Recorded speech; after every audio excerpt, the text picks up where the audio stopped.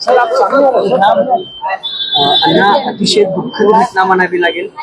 राज्याचे उपमुख्यमंत्री अजित पवार हे विमान दुर्घटनेत खरंतर अपघाताने मृत्यू झालाय। काय पहिली भावना आहे? पुण्याचे खासदार आहात तुम्ही, अनेक वर्ष सोबत काम केलं।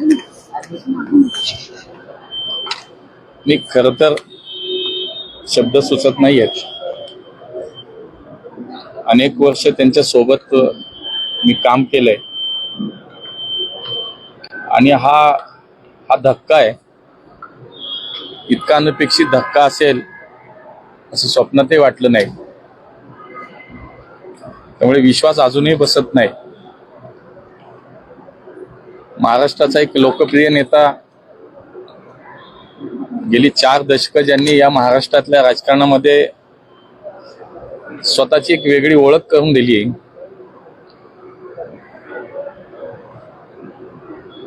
एक प्रशासनावरती चांगली पकड असलेला एक जनप्रतिनिधी, लोकप्रतिनिधी म्हणून त्यांची ओळख होती। मला आठवतंय कोविडच्या संकटाच्या काळामध्ये 2.5 वर्ष मी त्यांच्या सोबत या शहरामध्ये काम केलं। राज्याच्या ऑलिम्पिक संघटनेमध्ये ते अध्यक्ष आणि मी उपाध्यक्ष म्हणून त्यांच्या सोबत काम करत होतो। आणि आज दादा आपल्यात नाहीयेत, याचं अतीव दुःख होतंय। या महाराष्ट्राच्या समाजकारणाचा, राजकारणाचा मोठ्या प्रमाणात झालेलं हे नुकसान आहे। आणि आता दादा परत कधीच आपल्यात नाहीत, ही भावना सुद्धा खूप वेदना देणारी आहे। महाराष्ट्राच्या राजकारणामध्ये जे काही मोजकेच नेते हे सर्वपक्षीय कार्यकर्त्यांच्या मनावरती राज्य करत होते, किंबहुना त्यांना त्यांचं काम, त्यांचं नेतृत्व हे कायमच मार्गदर्शक वाटलं, दिशा देणारं वाटलं, त्यात दादा होते। तेव्हा माझ्यासारख्या कार्यकर्त्याला तर इतका सहवास त्यांचा लाभला। आणि त्यानंतर आता दादांशिवाय राज्याचं, पुण्याचं राजकारण, समाजकारण ही कल्पना सुद्धा नाही करू शकत। त्यामुळे समाजाचं नुकसान आहे, या महाराष्ट्राचं नुकसान आहे। पवार कुटुंबियांवरती तर निश्चितपणे हा मोठा आघात आहे। तितकाच आघात या महाराष्ट्रातल्या सर्वसामान्य सर्व पक्षीय कार्यकर्त्यांना, मला असं वाटतं की मला सुद्धा आज काय बोलावं ते सुचत नाही।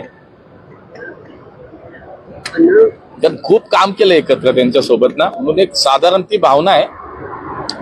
महापालिकेची निवडणूक झाली पण कधीच त्यांचा आदर आणि हे सोडून आम्ही कधी वागलो नाही, आणि त्यांनी सुद्धा प्रेम केलं सगळ्यांवरती। तर एक भावना आहे, बाकी काय आज बोलण्यासारखंही नाही मला वाटतं।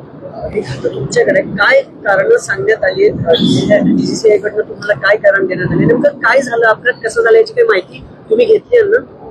नाही, प्राथमिक जी काही दर्शनी दिसतंय, प्रथम दर्शनी जे जाणवत आहे, जी काही माहिती मिळते,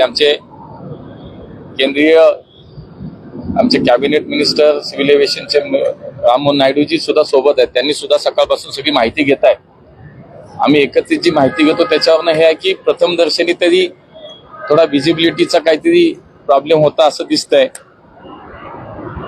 बारामती ATC आणि पायलट मध्ये जो काय संवाद झाला त्याच्यामध्ये जी काय माहिती मिळते, त्या माहितीमध्ये हे दिसतंय की सुरुवातीला व्हिजिबिलिटीचा प्रॉब्लेम आहे म्हणून 2 वेळा 3 वेळा दादांचं प्लेन पुन्हा एकदा फेरी मारून आलं आणि मग लँड झालं। तर त्याच्यामध्ये प्रथम दर्शनी तर असं वाटतंय, पण AIB ची आमची टीम निघाली आहे, ती बारामतीमध्ये दाखल होतीये। DGCA ने सुद्धा याचं जे काही एक प्रसिद्धीपत्र काढले त्यामध्ये सुद्धा आता असंच म्हटलंय, पण अंतिम जे काही आपण निष्कर्ष काढू ते AIB ची टीम तिथे पोहोचेल, त्यानंतर जो काय तपास होईल तर निष्पक्षपणे तो निश्चित ते मिनिस्ट्रीमधनं असेल, DGCI असेल, AIB असेल, आमची सगळी माणसं तिथं काम करणारच आहे। पण सगळ्यात मला असं वाटतं की अति दुःख देणारी, मनाला वेदना देणारी ही सगळी घटना आहे। मी पुन्हा तेच म्हणेन की दादांशिवाय पुन्हा या जिल्ह्याचं राजकारण, महाराष्ट्राचं राजकारण हे अपूर्णच राहील. त्यामुळे त्यांच्यासाठी बाकी कुठले शब्द नाहीत. मला ते धाडसही होत नाही की त्यांच्याबद्दल मी श्रद्धांजली असा कुठला शब्द वापरावा. बोलते हिंदीत ते सांगते. भावनिक झालेला शेवटचं तुमचं अजित पवारांशी काय वाटतं शेवटचं? मी तुम्हाला सांगतो की महानगरपालिकेची निवडणूक झाल्यानंतर सुद्धा आमच्यात संवाद झाला. आणि बघा, मी त्या काळात सुद्धा अगदी निवडणुकीच्या प्रचाराची शिगेला होतं. त्यावेळेस सुद्धा ज्यावेळेस मला विचारलं जातं की अजितदादांबद्दल तुमचं काय मत आहे, तुम्ही कुठेही रेकॉर्ड करावं, मी तेव्हाही म्हटलं की एक या महाराष्ट्रातला असा नेता आहे ज्याची प्रशासनावरती अत्यंत घट्ट पकड आहे. त्यांना ज्या वेळेला मुरलीधर मोहोळ बद्दल विचारलं तेव्हा तेही असे म्हणा की एक चांगला कार्यकर्ता आहे. मला असं वाटतं की आमचं या राजकीय वैचारिक जी काही भिंत आहे किंवा ती काही मर्यादा आहे त्याच्या पलीकडचं एक नातं होतं आणि ते कायमच जपलं. मला असं वाटतं की पुन्हा दादांना भेटणं नाही, मला या म्हणजे काहीच त्याच्यावरती मी बोलू शकत नाही. सर, क्या बताना चाहोगे महाराष्ट्र के DCM अजित पवार हमारे बीच में नहीं रहे, आप भी कई बार मिले होंगे उनसे, क्या याद है आपको? सो पहले तो मैं कहना चाहूंगा कि I am very deeply saddened by the incident, the accident that has happened. In fact my heart is still very very heavy with sorrow. और जैसे ही सुबह पता चला, अभी डाइजेस्ट करने में ही बहुत दिक्कत हो रही है कि अजित दादा अभी हमारे साथ नहीं है. और अजित दादा के साथ 4 और लोग भी थे प्लेन में, तो उन सारे परिवारों को अपने कॉन्डोलेंसेस देता हूँ. 2 पायलट थे, क्रू थे और PSO भी थे उनके साथ. और अजित दादा से जैसे आपने बोला, हमारी भी काफ़ी मुलाकातें रही हैं पिछले 18 महीने जब से मैं मंत्री बना हूँ. और एक यंग मिनिस्टर होने के नाते वो काफ़ी गाइडेंस भी हमें देते थे. और काफ़ी बार महाराष्ट्र की चर्चा जब होती थी और मैं और मोहल भाई हम दोनों भी जब साथ में मिलते थे तो काफ़ी अच्छी गाइडेंस, क्योंकि उनका जो एक्सपीरियंस रहा है पब्लिक सर्विस में और ख़ास तौर पर जिस ग्रास रूट लेवल पे पब्लिक के साथ, खासकर गरीब लोगों के साथ जिस तरह वो खड़े रहे और उनके साथ जो उन्होंने काम किया, तो ये केवल हमारे लिए नहीं बल्कि पूरे महाराष्ट्र के लिए ये बहुत बड़ी लॉस है और इर्रिपेरेबल लॉस है, इर्रिप्लेसेबल लॉस भी है. काफ़ी बार हमने जब उनसे बात करी तो हमें भी वो अनुभव मिला कि कितना वो प्रैक्टिकलिटी से और ग्राउंड रियलिटी से जुड़े हुए नेता है. उस तरह के नेता भी आजकल मिलना बहुत मुश्किल है. और महाराष्ट्र के लिए जिस तरह उन्होंने काम किया है वो हम सबके लिए आदर्शनीय रहेगा. और खासकर अभी जो एक्सीडेंट जो हुआ है उसका जो इन्वेस्टिगेशन उसको भी हमने शुरू कर दिया है. तुरंत DGCA और AIB की टीम भी आई है. और जो प्रिलिमिनरी इन्वेस्टिगेशन या प्रिलिमिनरी जो समाचार हमें मिला है उसमें इतनी जानकारी थी कि जब वो लैंड करना चाहते थे सुबह करीब 8:48 AM के आसपास, तो उस समय विजिबिलिटी थोड़ा पुअर था उधर.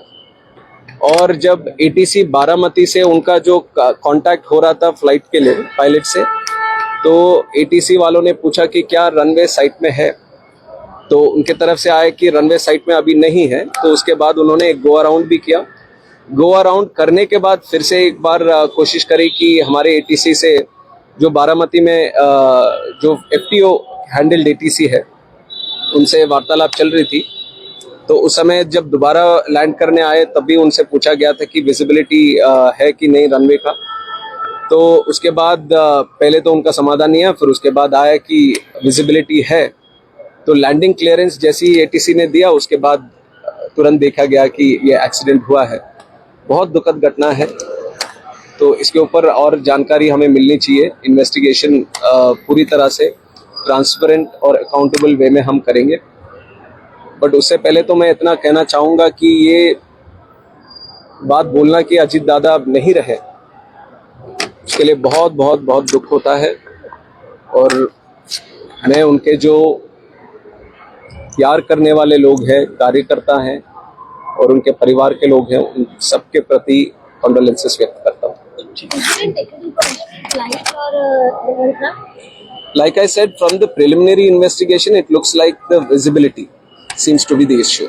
So unless we do a thorough investigation, we can't properly tell what has been the exact incident. But this is whatever the facts that I've said till now is the conversation between the ATC and the pilots. Sir कुछ committee वगैरह बिठाई जाएगी पूरी AIB itself ही thorough investigation करने वाली एक संस्था है और उनके पास पूरी व्यवस्था है इस तरह की चीजों की जानकारी करने के लिए और वो ऑलरेडी साइट पहुंच है।